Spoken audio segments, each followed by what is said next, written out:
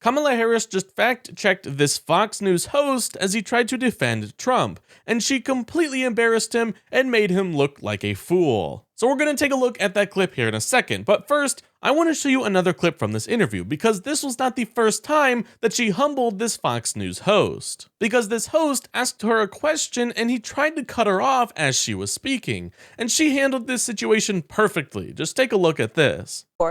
Before the Bipartisan Safer Communities Act, the first bill, practically within hours of taking the oath, was a bill to fix our immigration system. Yes, ma'am. It was called the U.S. Citizenship Act of 2021. Exactly. It was essentially a pathway to citizenship for the... Yes, ma'am. May I finish responding, please? But you have to let me finish, You please. had the White House and the House and the Senate, and they didn't bring up that bill. I'm in the middle of responding to the point you're raising, and I'd like to finish. Yes, ma'am. We recognized from day one that, to the point of this being your first question, it is a priority for us as a nation and for the American people. And our focus has been on fixing a problem. And from day one, then, we have done a number of things, including to address our asylum system and put more resources, getting more judges, what we needed to do to tighten up penalties and increase penalties for illegal crossings, what we needed to do to deal with points of entry between border entry points.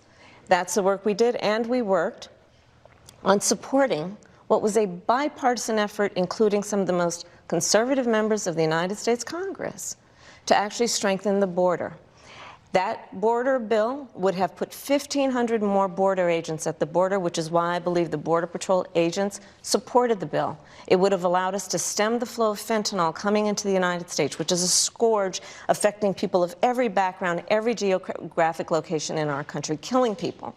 It would have allowed us to put more resources into prosecuting transnational criminal organizations, which I have done as the Attorney General, former Attorney General of a border state. Madam Vice President, a couple of things. Prosecuted trafficking of drugs, guns, and human beings. And Donald Trump, but let me just finish. Six Democrats voted against that bill. Learned about that bill and told them to kill it because he preferred to run on a problem instead of fixing a problem. And in this election, this is rightly a discussion that the American people want to have. And what they want are solutions, and they want a president of the United States who's not playing political games with the issue. I hear you. Yeah, Kamala Harris is not only powerful in her response, but also respectful. That host was so rude to her, yet she held her composure, and honestly, it's crazy how bad things have gotten in this country if we're praising a candidate for being respectful. But if you thought that was good, then take a look at this clip of Kamala Harris fact-checking this host to his face and completely embarrassing him. If he's as bad as you say, that half of this country is now supporting this person who could be the 47th president of the United States, why is that happening? This is an election for president of the United States. It's not supposed to be easy. I know, but it's not supposed to be. It is not supposed to be a cakewalk for anyone. So are they misguided, the 50%? Listen, are they stupid? What is it? I would never say that about the American people. And in fact, if you listen to Donald Trump, if you watch any of his rallies, he's the one who tends to demean and belittle and diminish the American people. He's the one who talks about an enemy within, an enemy within, talking about the American people, suggesting he would turn the American military on the American people. We asked that question to the former president today. Harris Faulkner had a town hall, and this is how he responded. I heard about that. They were saying I was like threatening. I'm not threatening anybody. They're the ones doing the threatening. They do phony investigations. I've been investigated more than Alphonse Capone. He was the greatest gangster. No, it's true. No, but think of it. It's called weaponization of government. It's a terrible thing.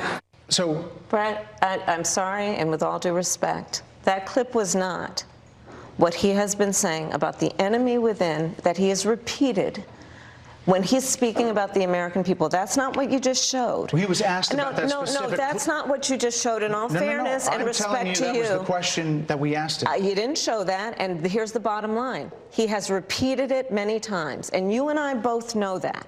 And you and I both know that he has talked about turning the American military on the American people. He has talked about going after people who are engaged in peaceful protest. He has talked about locking people up because they disagree with him. This is a democracy. And in a democracy, the President of the United States, in the United States of America, should be willing to be able to handle criticism without saying he'd lock people up for doing it. And this is what is at stake, which is why you have someone like the former chairman of the Joint Chiefs of Staff saying what Mark Milley has said about Donald Trump being a threat to the United States of America. He's quoted in the Bob Woodward book that way, yes. I love watching Kamala Harris get out there and do interviews, especially with networks that try to be super biased against her and try to make her look bad. Because she does such a good job at responding to them when they try to have these disingenuous moments. And all I can say is that I hope some moderates or Republicans watch this interview and realize that they don't have to stick with Trump.